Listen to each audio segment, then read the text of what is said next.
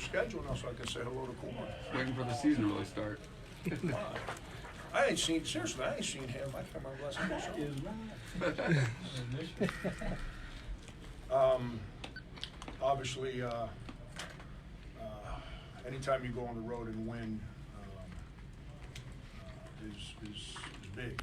And I think going to UMass and winning gave us confidence to go on the road and compete to win today. I thought we both teams made an adventure on how not to pass the ball in the first half. I think we settled down some at halftime and didn't turn it over. I don't think they turned it over much in the second half. That's what scoring was somewhat up. But, I got no idea how we did it other than our defense. And the one thing that's been dragging for us this year, which is perimeter shots. I think we made 4 or 5 threes in the last 5-6 minutes of the game, which allowed us to hang on for life. Frank, you talked after the Houston game about not being able to get a big shot late to kind of put teams away. Feels like you got some big shots tonight. Just how good did that feel to finally see some of those go in for you? Yeah, Colin, we didn't make shots against Houston, and we dug ourselves a hole, and we battled the whole game to get out of the hole.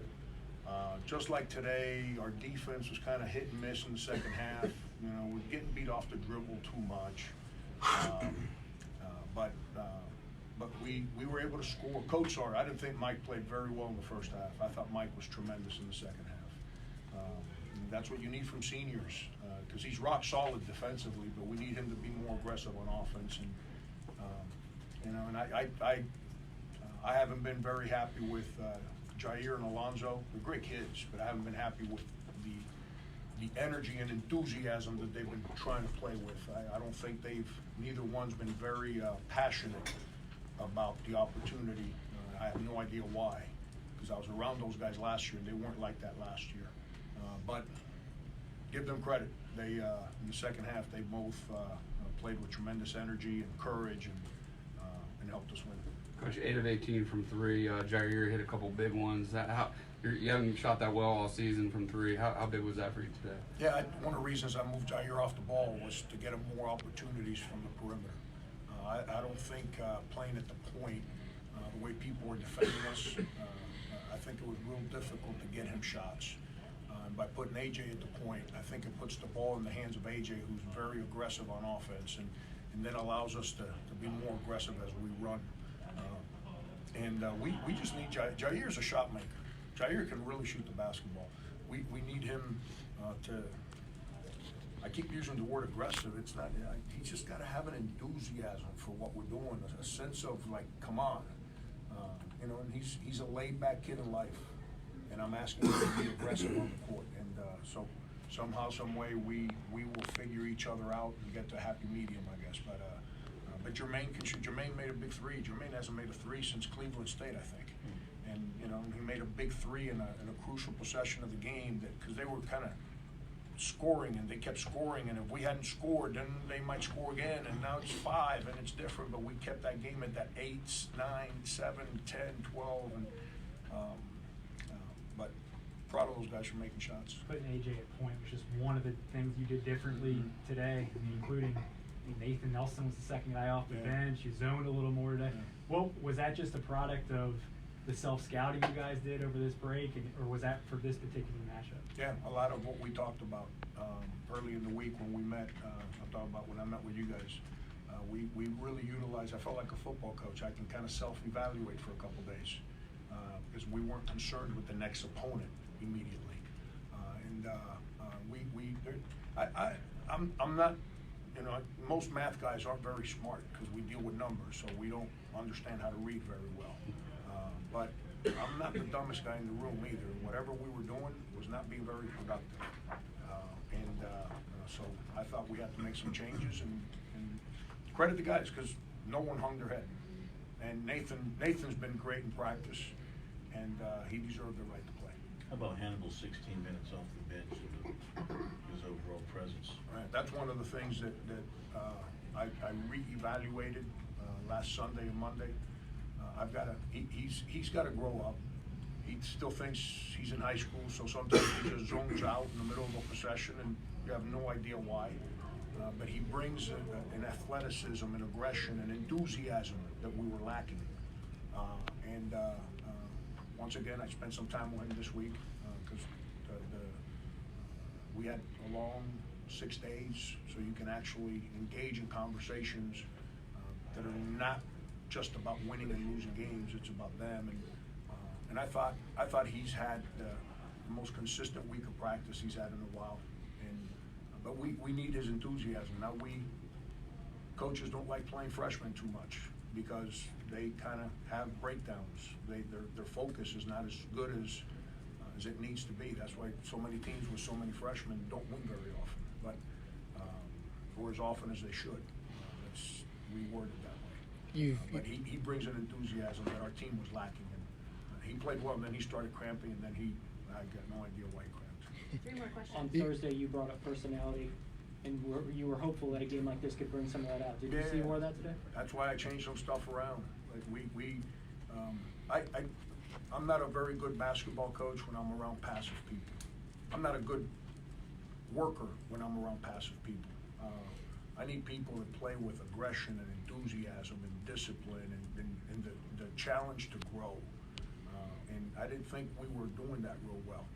And that's why I changed some stuff around, because I need to be able to coach. I need to be able to help teams win during games, not fight guys to play with more enthusiasm and more discipline. And so I thought we played with some, defensively, I thought we were a lot better than we've been lately.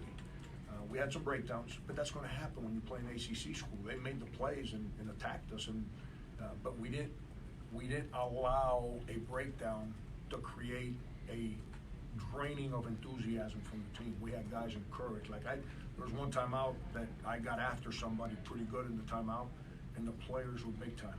They picked each other up.